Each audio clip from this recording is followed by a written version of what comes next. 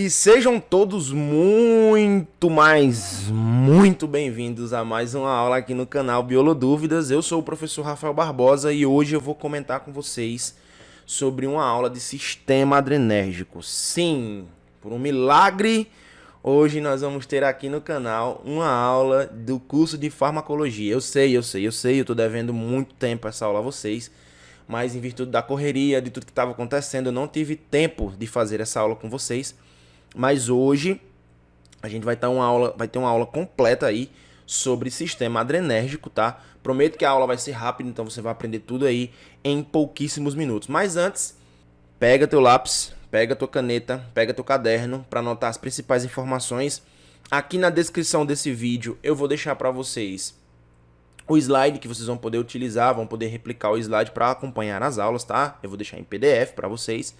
Aqui embaixo também tem as nossas redes sociais, então não deixa de seguir o nosso Instagram, @biolodúvidas. Não deixa de me seguir lá no Instagram também, @Rafael Barbosa. Vou deixar aqui passando no vídeo também, né? Não sei em que lugar o editor vai colocar, mas vai estar por aqui.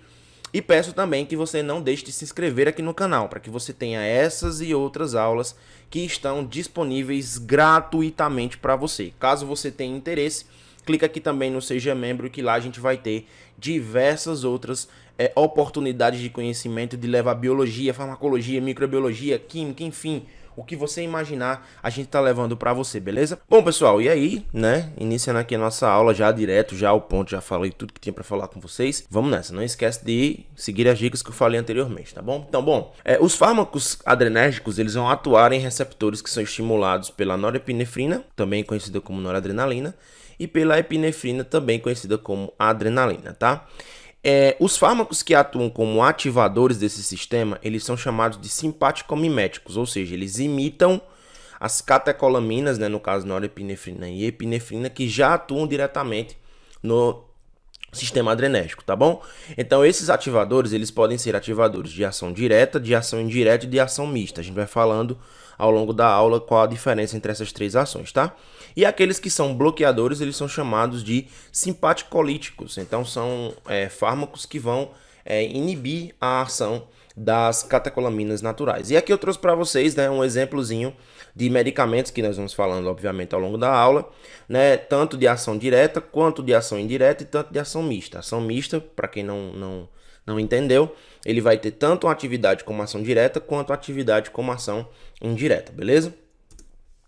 E aí, para a gente entender como o neurônio, como o sistema adrenérgico funciona, é preciso que a gente entenda o neurônio adrenérgico, tá? Esse neurônio adrenérgico, ele libera norepinefrina como neurotransmissor primário. Eles estão localizados tanto no sistema nervoso central quanto no sistema nervoso periférico. E os fármacos, eles podem atuar tanto no neurônio pré-sináptico quanto na pós-sináptica, no órgão efetor. Então, o que acontece? A gente tem aqui um receptor nicotínico que estimula a medula suprarrenal a liberar epinefrina, beleza? Essa epinefrina estimula o receptor adrenérgico que vai liberar a norepinefrina diretamente para os órgãos efetores.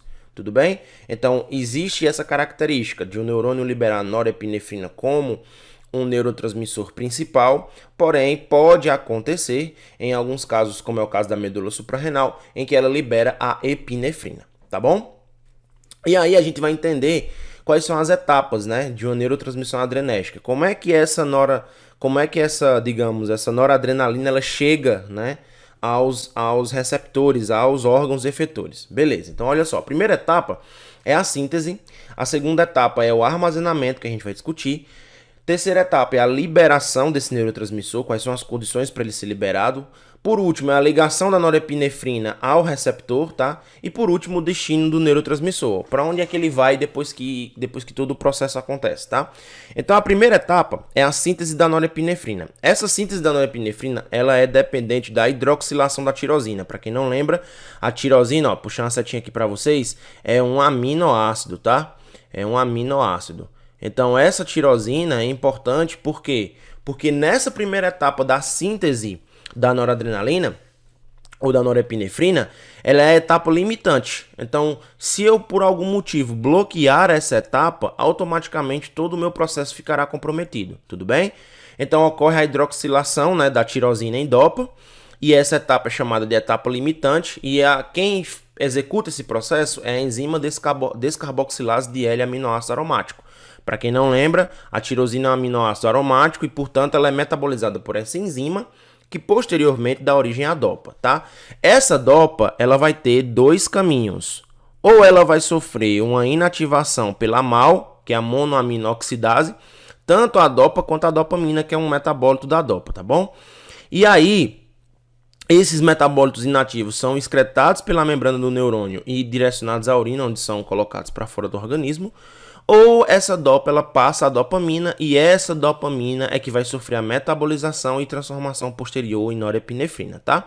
Então, na segunda etapa, vai ocorrer a captação em vesículos de armazenamento. Então, a dopamina entra na vesícula, é convertida em norepinefrina. Essa norepinefrina é protegida dentro da vesícula de uma degradação pela MAO. Lembrando que se ela estiver exposta aqui, a MAO pode degradá-la, porque a MAO é uma enzima que está disponível em todo o neurônio pré-sináptico, tá bom? E o transporte dessa vesícula, né, a inibição desse transporte, pode ser inibido pela reserpina. Então, você pode inibir aqui o transporte de dopamina para dentro da vesícula a partir da administração de reserpina, tá?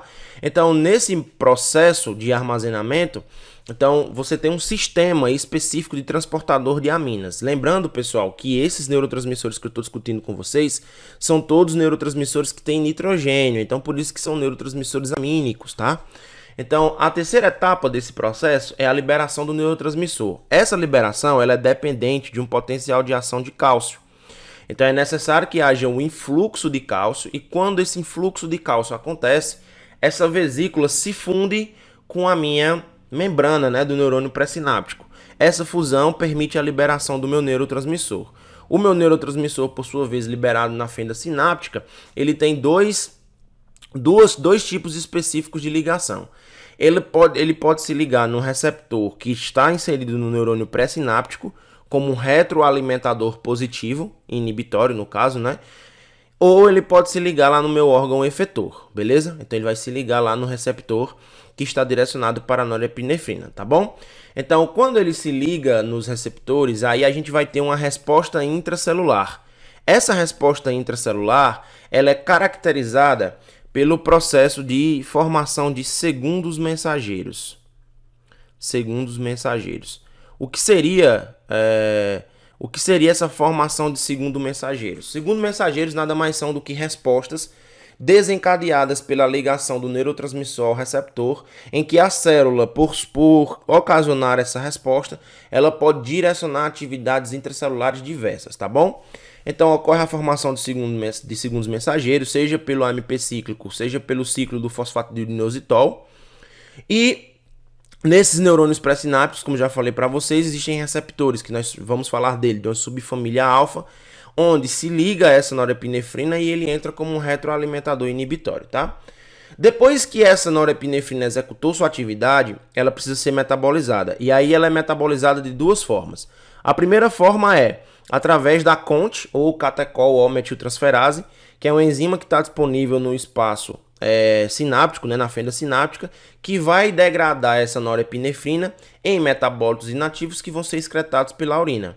Ou então, essa norepinefrina pode ser recaptada e degradada internamente através da monoaminoxidase. Lembrando que ela está sempre disponível aqui no neurônio pré-sináptico, tá bom? Depois que ela é metabolizada, ela pode ser, como eu já falei, recaptada. Ela pode ser redirecionada para o citoplasma e aí de volta às vesículas para esperar um novo potencial de ação ou serem degradadas pela MAO. Tudo bem? A gente vai falar sobre os tipos de receptores adrenérgicos, entendendo como é que essa neurotransmissão funciona. Existem os tipos de receptores adrenérgicos. Bom, eles são discutidos em várias classes, tá? Em vários tipos. Mas nós vamos destacar dois, que são os dois principais e os que aparecem com maior... Como é que eu posso dizer? Que aparecem com maior frequência, né? Ou são os mais importantes, que são as duas famílias, a alfa e a família beta, tá bom? Essas famílias são classificadas de acordo com as respostas que elas têm a esses agonistas. Lembrando, pessoal, para quem caiu aqui de paraquedas, tio Rafas, o que é um agonista, pelo amor de Deus? Bom, existem dois tipos de ligação aos receptores. Só lembrando, para quem quer uma coisa mais profunda, pega a nossa aula de sistema colinérgico, que eu explico tudo isso antes mesmo de começar a aula, tá? Então, os agonistas são substâncias, né, que se acoplam ao receptor e geram uma resposta intracelular. Dentro desses agonistas existem vários tipos, podem ser agonistas plenos, podem ser agonistas parciais, enfim.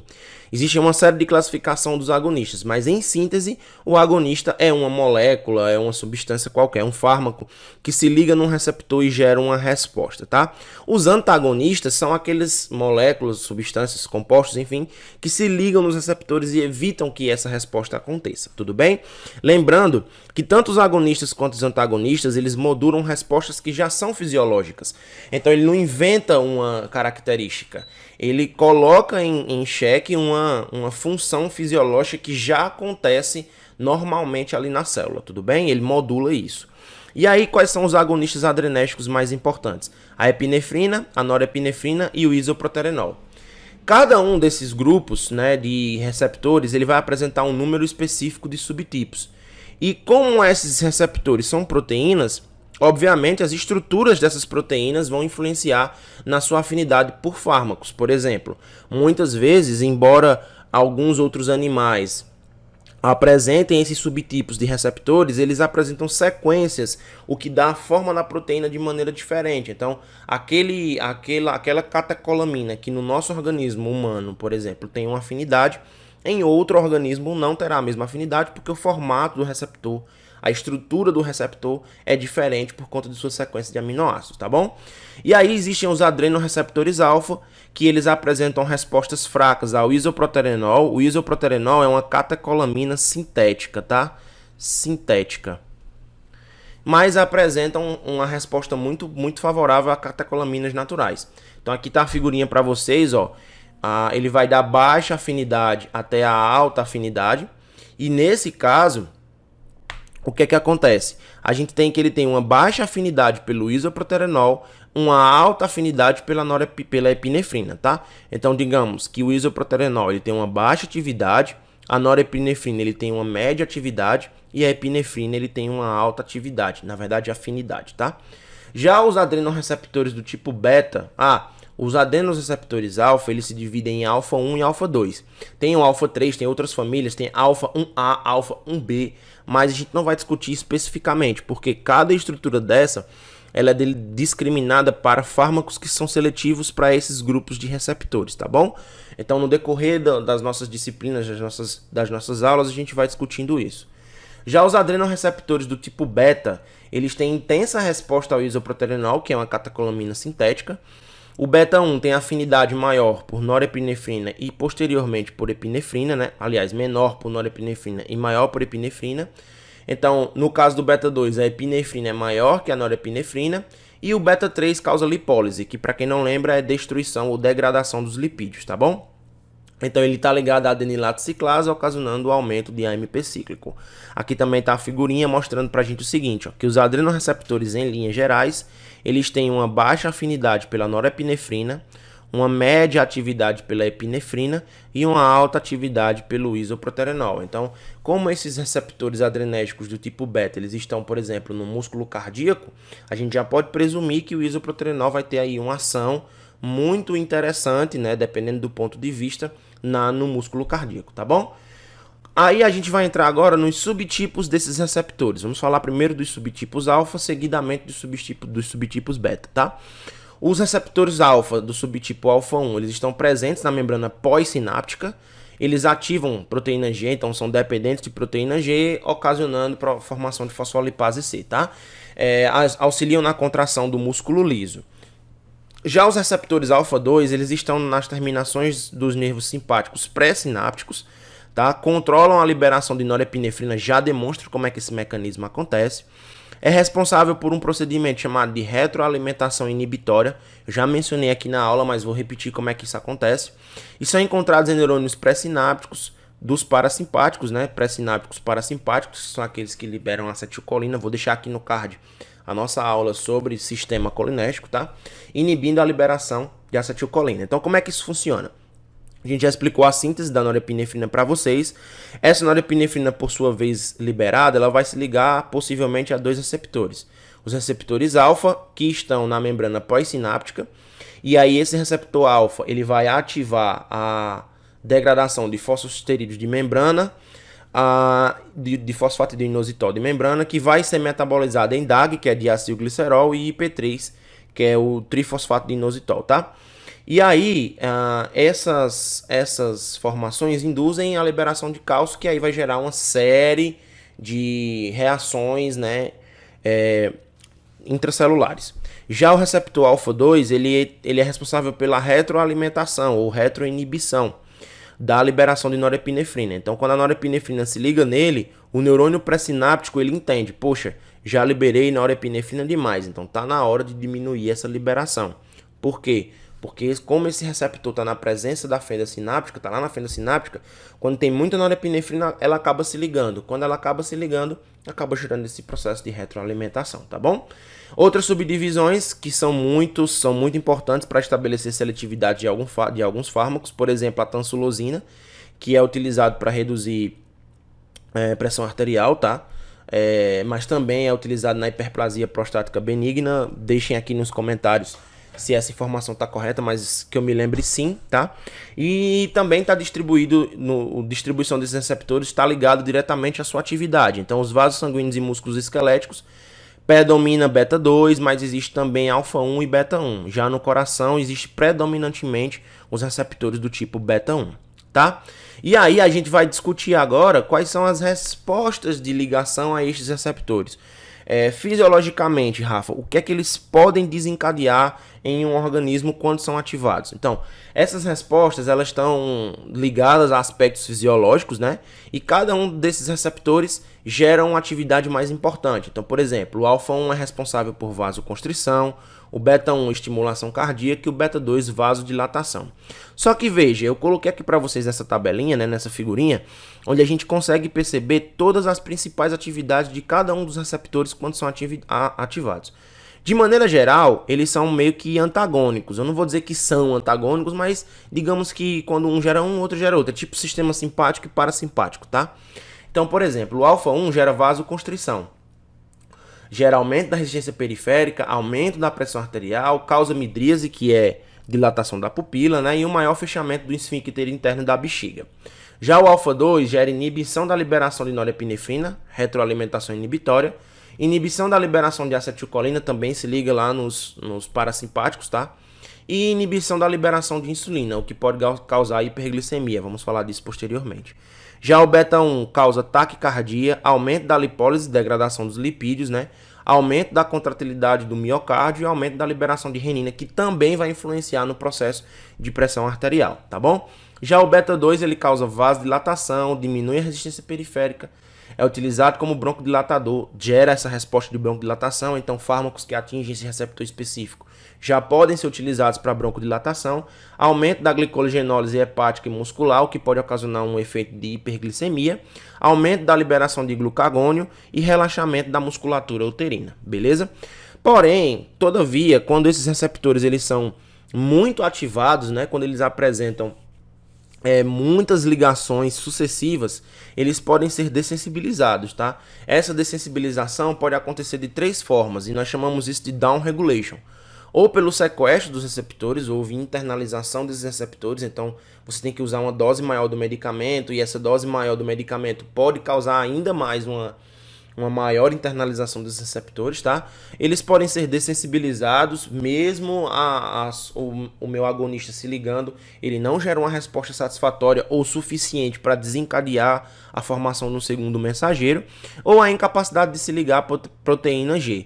Embora ele se ligue, embora ele gere um sinal, mas ele não consegue ativar essa proteína G através de mecanismos de fosforilação, enfim, diversos outros mecanismos que podem acontecer bioquimicamente para que essa proteína G possa ser ativada, tudo bem? E aí, quais são as estruturas que esses agonistas adrenérgicos precisam ter, digamos assim, uma estrutura base, um esqueleto base, para que eles possam atuar como agonistas adrenérgicos? Antes de mais nada, eu preciso que vocês observem a figurinha, e nessa figurinha a gente está percebendo que mesmo eles sendo sintéticos ou mesmo naturais, eles têm algumas estruturas de semelhança. Por exemplo, esse anel aqui hidroxilado, ó, esse fenolzinho aqui, Ele é uma estrutura semelhante. E aí, e isso vale muito para o pessoal da farmácia, sei que tem muita gente me assistindo de outros cursos, mas o pessoal da farmácia, lá na química medicinal, existe grupos chamados de grupos farmacofóricos. O que são grupos farmacofóricos? Grupos farmacofóricos são estruturas que têm uma certa repetição em moléculas, que têm uma certa atividade em determinados receptores. Como assim, tio Rafa? Deu um nó na minha cabeça. As substâncias, elas têm uma similaridade, e a química medicinal ela também pode trabalhar nessa vertente de, através de similaridade química, de estruturas químicas, prever onde aquela substância, aquele medicamento vai poder atingir, qual é o alvo terapêutico dele. Lembrando que essa similaridade ela não é 100%. Aparece com a catecolamina, então é um agonista adrenérgico. Você não pode dizer isso, mas com o auxílio da química medicinal, de alguns programas computacionais, algoritmos, a gente pode estimar qual é a possível atividade daquele fármaco com base na sua estrutura. Isso vale também para proteínas, enfim. A gente tem aí vários databanks que podem ser utilizados para esse fim, ok? Mas se vocês observarem, todos eles têm algumas estruturas semelhantes, ó. Tem uma aminazinha aqui, tá vendo? A diferença vai ser nessa substituição. Então, essas características trazem pra gente que esses agonistas adrenérgicos, eles apresentam ali algumas estruturas de similaridade, tá? Então, a maioria dos fármacos são derivados da beta-feniletilamina, tá? Aspectos estruturais são importantes, como, por exemplo, a localização das substituições do neobenzênico, ou mesmo a ausência delas, como é o caso da efedrina e da fenilefrina, tá? E a natureza dos substitutos do nitrogênio amino. Esses substitutos são mais polares, são menos polares, o que é que eles acabam ocasionando ali nessa substituição do nitrogênio? Pode aumentar a lipossolubilidade, tá? Pode aumentar fração octanol-água, tá? Então tudo isso influencia tanto na biodistribuição do medicamento, quanto na metabolização dele, enfim, tudo isso vai influenciar essas substituições do ponto de vista farmacêutico, tá? Então as catecolaminas, como epinefrina, norepinefrina, isoproterenol e dopamina, têm alta potência. A inativação é super rápida, tanto pela CONT quanto pela MAL. Para quem não lembra o que é a CONT, é a catecol ou metiltransferase, que metaboliza essas catecolaminas dentro do espaço sináptico, tá? E a MAO, que é a monoaminoxidase, que metaboliza esses compostos dentro do neurônio pré-sináptico, tá? Então eles têm um curto período de duração, sendo utilizados basicamente por via parenteral e tem escassa penetração no sistema nervoso central. Já as aminas não catecólicas, né, têm uma meia-vida mais longa, né?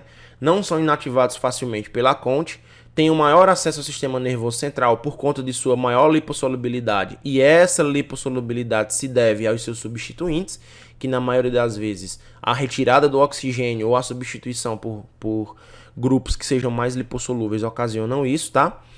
E os substratos são substratos ruins para a MAO. Isso não quer dizer que eles não são metabolizados pela MAO. São, mas são substratos ruins, tá? E essas substituições no nitrogênio amínico são importantes para determinar a atividade desse agonista, especialmente se ele for beta-adrenérgico, tá? Quanto ao mecanismo de ação, a gente pode descrever o mecanismo de três formas: os agonistas de ação direta, os agonistas de ação indireta e os agonistas de ação mista. Os agonistas de ação direta são aqueles que atuam diretamente nos receptores tanto alfa quanto beta e nas suas subfamílias, sendo eles específicos ou não. Sei lá, eu tenho um medicamento que atua no alfa 1A. Ele é específico para o alfa 1A, mas ele não deixa de ser um agonista alfa, beleza? Ok? Quem são eles que a gente vai discutir aqui? A epinefrina, a norepinefrina, o isoproterenol e a fenilefrina.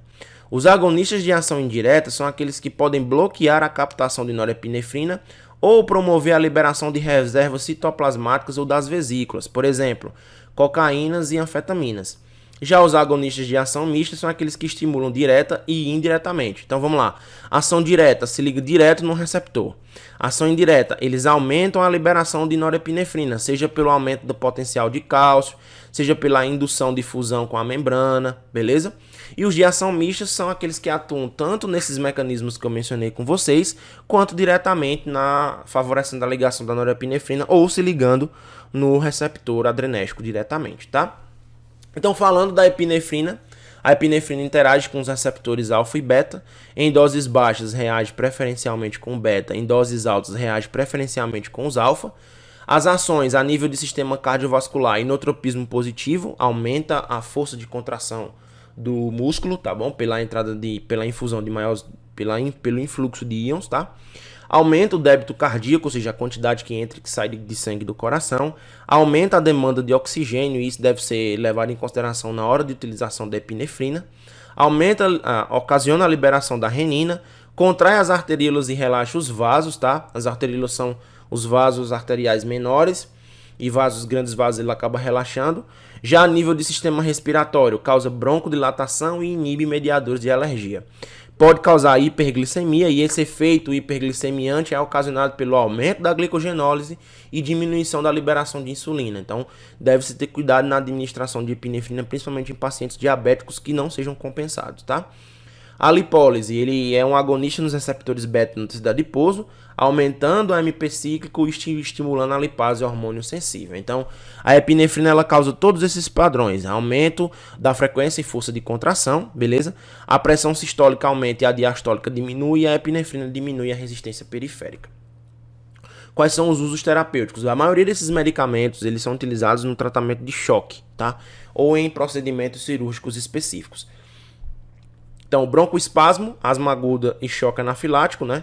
O choque anafilático, especialmente de hipersensibilidade tipo 1, parada cardíaca para restabelecer o ritmo cardíaco, e na anestesia ele é utilizado como é um potente vasoconstritor, ele acaba sendo utilizado para manter aquele anestésico no local, tá bom? Para que ele não seja distribuído mais rapidamente.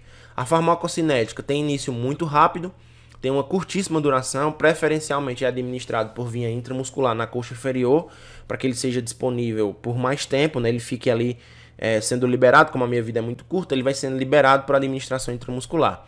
Intravenoso é utilizado só apenas em casos de emergência. Quais são os efeitos adversos? A nível do sistema nervoso central: medo, ansiedade, tensão, cefaleia e alguns tremores.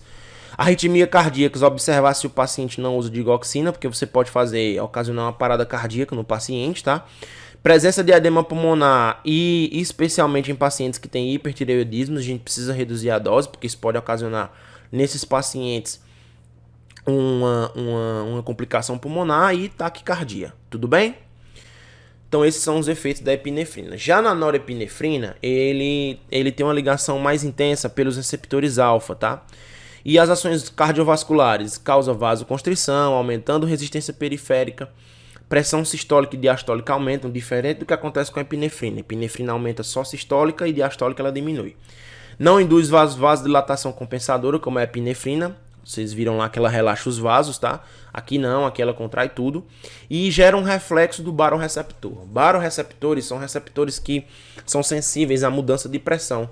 Então eles mudam de pressão muito facilmente, e essa mudança de pressão desencadeia uma série de respostas, gerando bradicardia reflexa. Por que bradicardia reflexa? Porque os vasos tendem a se estender, né, por conta desse aumento da pressão, gerando uma diminuição da contração do muscular. Os usos terapêuticos: tratamento de choque, é utilizado por via intravenosa, a ação curta de 1 a 2 minutos, e é rapidamente metabolizada tanto pela mal quanto pela conte. Os efeitos adversos são similares ao que acontece com a epinefrina, e ao longo da sua utilização pode causar palidez e descamação ao longo da veia que foi injetada, tá? O isoproterenol e a dopamina. O isoproterenol é uma catecolamina sintética de ação direta que estimula os receptores 1, beta 1 e 2. Ele é pouco seletivo, raramente utilizado na terapêutica, mas é muito utilizado em pesquisas, principalmente laboratórios que trabalham com pesquisas cardiovasculares utilizam muito o isoproterenol, e tem ação nos receptores. A ação nos receptores alfa é insignificante. Quais são as ações que ele tem? Estimulação cardíaca, aumento da frequência, aumenta a contratilidade e aumenta débito, dilata as arteríolas do músculo esquelético, diminuindo a resistência periférica, e também é utilizado como broncodilatador pelo fato de não ser seletivo beta 1, ele é seletivo apenas beta 2, tá? Ele não é seletivo apenas beta 1, ele é seletivo beta 1 e beta 2, beleza? Dopamina, metabólico precursor imediato da norepinefrina, em doses altas atinge o alfa, em doses baixas atinge o beta 1, e aí vai depender de vários fatores do paciente: peso, comorbidades, dessensibilização dos receptores, enfim. Ações cardiovasculares: estimula beta 1, causando inotropismo e cronotropismo positivo. Lembrando que, nesse caso, a força de contração e a frequência são aumentadas, tá? A nível renal e visceral, dilata as arteríolas renais. Usos terapêuticos: só cardinogênico e séptico, e administrado por infusão contínua. É muito comum você usar a dopamina também se não me engano, junto com a dobutamina, em processos cardiovasculares, tá bom? Em alguns processos cardiovasculares. Os efeitos adversos, doses elevadas causam estimulação simpática. Mesmo exemplo da epinefrina e da norepinefrina, tá bom? Então o isoproterenol a nível de beta 2 causa broncodilatação e beta 2 também causa vasodilatação periférica. Já a dopamina a nível de beta 1 causa aumento do débito cardíaco e aumento do fluxo sanguíneo. Outros agonistas de ação direta, por exemplo, é o fenoldopan, que é muito pouco utilizado, é um agonista D1 receptor. É um vasodilatador de ação rápida e é utilizado em hipertensão grave. É uma mistura racêmica. Para quem não lembra o que é uma mistura racêmica, é quando nós temos dois isômeros ópticos que estão misturados em quantidades equimolares naquela substância, mas os dois podem ser ativos, um deles pode ser ativo, ou a partir da metabolização um produzir o outro, sei lá, o que é menos ativo produziu o que é mais ativo e vice-versa, tá bom? Ele é administrado por infusão e tem uma meia-vida de 10 minutos. Já a dobutamina é um agonista beta 1, que aumenta frequência e débito cardíaco, né? E é utilizado também na insuficiência cardíaca aguda, beleza? Aumenta a condução atrioventricular e não eleva significativamente a demanda de O2 pelo coração. O que é muito, mas muito importante mesmo.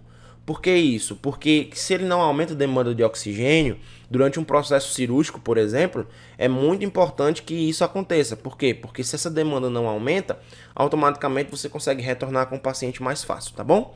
A oximetazolina é um agonista alfa 1 e 2, descongestionante, é usado como descongestionante nasal ou colírio. Também é um vasoconstritor, por isso que é usado como descongestionantes, né? Como descongestionante. A congestão rebote no seu uso controlado pode ocasionar congestão rebote. O que seria isso? O cara usa tanto, né, essa oximetazolina que com o passar do tempo ele precisa de uma dose muito maior para conseguir descongestionar o nariz. E com o passar do tempo, mesmo ele utilizando o medicamento, a congestão continua acontecendo, beleza? A fenilefrina, que também é um agonista alfa 1, aumenta sístole e diástole, causa hipotensão, também é usado como descongestionante nasal, tanto por via oral, né, quanto por via inalatória. É usado também na forma em colírios para induzir a amidríase, tá bom? Que é a dilatação da pupila.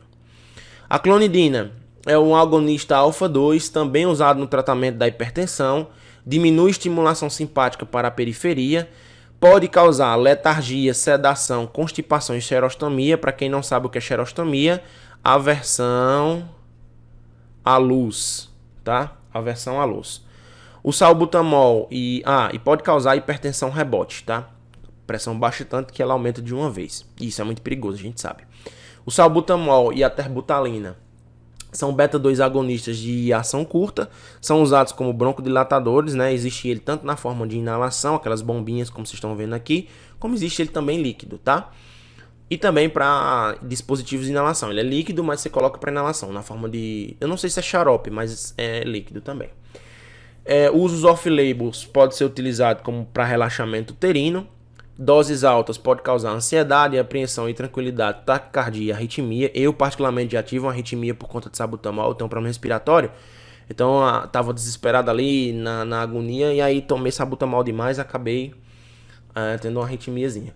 Os imaus, que são inibidores da monoaminoxidase, aumentam esses efeitos cardiovasculares, porque eles vão ficar mais disponíveis, não vão ser metabolizados, tá? E aí outros grupos, como é o salmeterol e o formoterol é o Berotec, tá? São beta-agonistas de longa duração, são seletivos beta-2, não são recomendados em monoterapia, sozinho. Geralmente todo mundo já viu aquela prescrição básica, né? Ou já fez aquela prescrição básica na clínica. O Berotec mais o Atrovent, né? O Berotec sendo um estimulador beta-2 e o Atrovent sendo um estimulador, nesse caso, colinérgico, tá? Então pode acontecer essa formação. Ele é indicado no tratamento de asma. E o mirabegron, beta-3, também relaxa o músculo detrusor e aumenta a capacidade da bexiga. Pode causar aumento da pressão arterial e aumenta os níveis de digoxina. Aí nós temos os agonistas de ação indireta, que a gente vai discutir 3 aqui, mas mais à frente em outros capítulos nós vamos falar mais deles, tá bom? Então, a anfetamina, que é a acentuada ação estimulante, aumenta a pressão arterial pela ligação dos receptores alfa-1, beta-1 no coração, aumenta a liberação não vesicular de catecolaminas. Não vou falar dos efeitos dela depois, que nós vamos ter uma aula só sobre isso, tá? A tiramina, que não é clinicamente útil, é encontrado em alimentos fermentados, é um coproduto da tirosina, e os inibidores da monoaminoxidase, junto com elas, podem causar efeitos vasopressores, tá? Desloca norepinefrina, mas você tem que consumir uma grande quantidade de tiramina para que isso aconteça, tá? E a cocaína, que bloqueia o transportador sódio-cloro, né, da norepinefrina, ocasionando o acúmulo de norepinefrina e um aumento da atividade simpática, e isso ocasiona estimulação alfa-1 e principalmente beta, beleza? A efedrina e pseudoefedrina também geram efeitos indiretamente muito semelhantes ao que acontece, ou se não iguais, ao que acontece com todos os outros agonistas adrenérgicos de ação direta, tá? E pra gente terminar nossa aula, eu coloquei aqui para vocês um resumão. Caso vocês tenham se perdido em algum ponto na aula, eu coloquei aqui onde são encontrados, o tipo de receptor, o efeito que ele gera e as ações que eles podem ocasionar de forma contrária, tá? E aqui coloquei o uso do fármaco, a especificidade por qual receptor ele tem e quais são os principais usos terapêuticos. Eu acho que vai ajudar muito vocês e acredito que essa aula deve ter trazido pelo menos alguma pontinha de conhecimento para todos, tá bom? Bom, minha gente, era isso. Eu agradeço muito vocês terem ficado até aqui. Não esqueça de se inscrever no canal, não esqueça de deixar o seu gostei nessa aula, que aí me incentiva a trazer mais aulas de farmacologia para vocês. Essas aulas dão um trabalho imenso, muito grande, por conta do tempo, por conta das informações que eu tenho que colocar aqui. E qualquer dúvida que vocês tiverem, deixa aqui no campo dos comentários, a gente pode conversar um pouquinho e eu respondo todo mundo, tá bom? Então, minha gente, um grande abraço, fiquem com Deus, até mais e falou!